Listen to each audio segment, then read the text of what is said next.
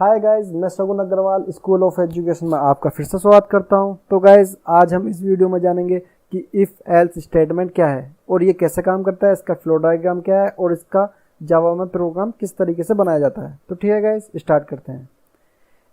It is a type of statement which is used to decide according to the user if the value entered through the user will be true. The code which is written in the if statement will run, and if the value will be false, the code which is written in else statement will run. कहने का मतलब यह है guys, यह एक तरीका statement है जो कि डिपेंड करता है उसकी कंडीशन पे। अगर जो कंडीशन ट्रू होगी तो गाइस इफ वाला स्टेटमेंट में जो कोड लिखा होगा वो चलेगा। अगर गाइस कंडीशन फॉल्स होगी तो एल्स के अंदर जो कोड लिखा है वो चलेगा। तो ठीक है, अगर इतना समझ में आ गया हो तो आगे चलते हैं। तो ठीक है, ये इफ एल्स का फ्लो डायग्राम है। तो मैं आपको समझाऊंगा इफ एल्स का फ्लो डायग्राम कैसे वर्क करता है।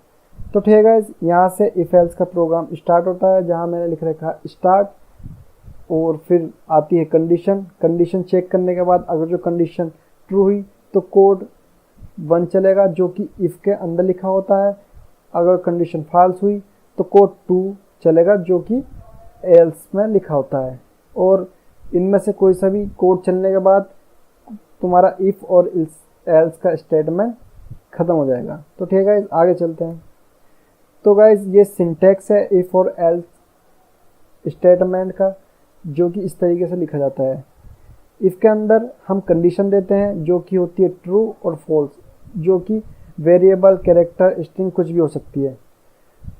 अगर गाइज ये ट्रू हुई तो कोड 1 एग्जीक्यूट होगा।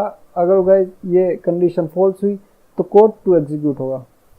तो गाइज हमने जाना कि इफ़ और एल्स क्या है, इफ़ और एल्स का फ्लो डायग्राम जाना, और हमने जाना इफ़ और एल्स का स्टेटमेंट। अब मैं गाइस बताऊंगा कि इफ़ और एल्स का प्रोग्राम जावा में कैसे बनाते हैं और किस तरीके से रन करते हैं। तो गाइस, अब हम आ चुके हैं अपने पीसी की डिस्प्ले पर। तो गाइस, अब मैं आपको इफ़ एल्स का प्रोग्राम बना के और उसे रन करा के दिखाऊंगा। तो ठीक है गाइस, मैं इफ़ एल्स के प्रोग्राम को बनाने के लिए नोटपैड का यूज़ करूँगा। तो नोटपैड को खोलने के लिए मैं विंडो बटन और R प्रेस करूँगा और यहाँ लिख दूँगा नोटपैड। तो ठीक है गाइस, नोटपैड खुलकर आ चुका है। तो नोटपैड पर मैं इफ एल्स का प्रोग्राम बनाता हूँ। जैसे कि हम जानते हैं सब चीज़ जावा की क्लास में लिखी होती है। तो स्टार्टिंग क्लास से करते हैं और क्लास का नाम देते हैं।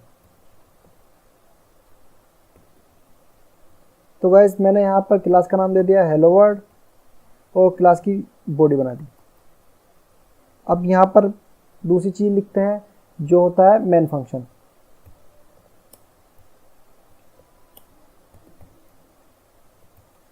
जिसके अंदर एक स्ट्रिंग टाइप का वेरिएबल पास कराते हैं, जो कि बाय डिफ़ॉल्ट ये स्ट्रिंग क्लास JRE फाइल में रखी होती है। तो ठीक है गाइस, अब स्टार्ट करते हैं इफ एल्स स्टेटमेंट। ये मैंने इफ बना दिया, इफ की बॉडी बना दी, और ये मैंने बना दिया एल्स, और एल्स की बॉडी बना दी। अब इफ के अंदर मैं कोई सी भी कंडीशन दूंगा, अगर वो ट्रू हुई तो इफ के अंदर का कोड चलेगा, और फॉल्स हुई तो एल्स के अंदर का कोड चलेगा। तो जैसा कि आपको मैं एक चीज़ और बताता हूँ कि इसमें जावा में वेरिएबल जो डिफाइंड है वो कहीं भी कर सकते हैं आप। इफ के अंदर, इफ के कोड के अंदर, जैसे कि सी में होता था वो कि शुरू में ही इनिशियलाइज करते हैं, लेकिन इसमें हम कोड कोई भी वेरिएबल कहीं भी इनिशियलाइज कर सकते हैं। जैसे कि मैं कोई वेरिएबल ले रहा हूँ आई, जिसकी वैल्यू है 5, और ठीक है, अब एल्स में कंडीशन डाल देता हूँ कि अगर आई छोटा है 10 से तो एल्स का कोड चलेगा, अगर आई बड़ा है 10 से तो एल्स का कोड चलेगा। तो इसमें कुछ भी कोड लिख देते हैं, जैसे कि मैं लिखता हूँ सिस्टम आउटपुट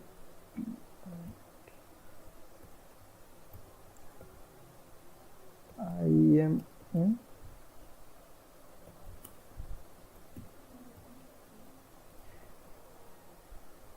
तो गाइस, मैंने इसमें इफ में लिख दिया। अगर इफ का कोड चलेगा तो हमें ये लाइन प्रिंट, आउटपुट में ये लाइन दिखेगी कि hello I am in if statement.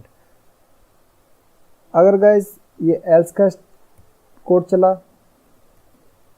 तो हमें ये लाइन प्रिंट होगी जो मैं अब लिख रहा हूँ, हेलो आई एम इन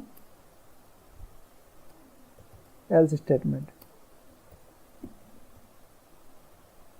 ठीक है गाइस, हमने यहाँ पर प्रोग्राम बना लिया है। अब इसे सेव करने के लिए आप Ctrl+S या डायरेक्ट फाइल से जाकर सेव एज भी कर सकते हैं।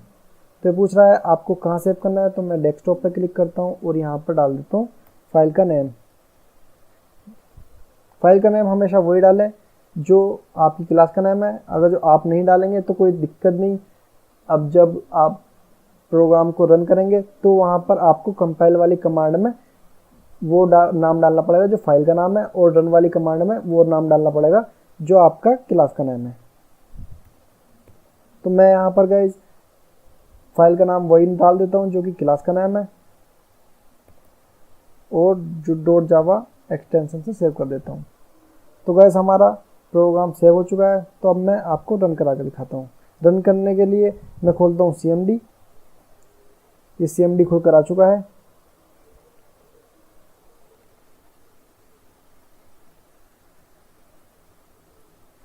CMD ये खुल चुका। अब यहाँ पर मैं डेस्कटॉप पर जाऊँगा।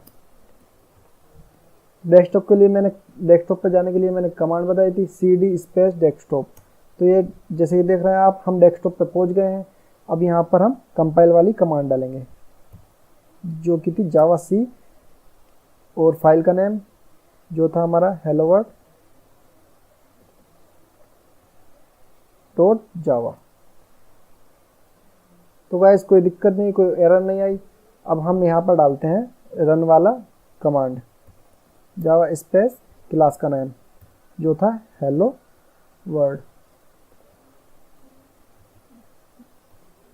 तो ठीक है गाइस, हमारा कोड एग्जीक्यूट हो चुका है, हमारा प्रोग्राम रन हो चुका है बहुत अच्छी तरीके से, क्योंकि हमारी इफ़ की कंडीशन ट्रू थी तो ये इफ़ वाला स्टेटमेंट चला। अब मैं दिखाता हूँ गाइस, अगर मैं इफ़ की कंडीशन फॉल्स कर देता हूँ तो ये एल्स वाला कोड किस तरीके से चलेगा। तो गाइस मैंने अब आई की वैल्यू कर दी है बड़ी 10 से, जो कि नहीं है, जो कि एक गलत कंडीशन है। तो मैं इसे Ctrl+S से सेव कर देता हूँ और वापस चलता हूँ CMD में। तो CMD में आ गए हैं गाइस।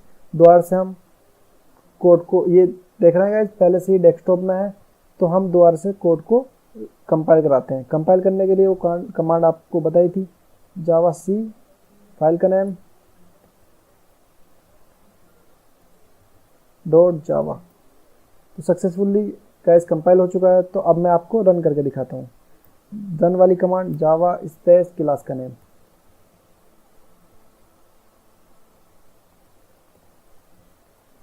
है guys, hello I am in else statement.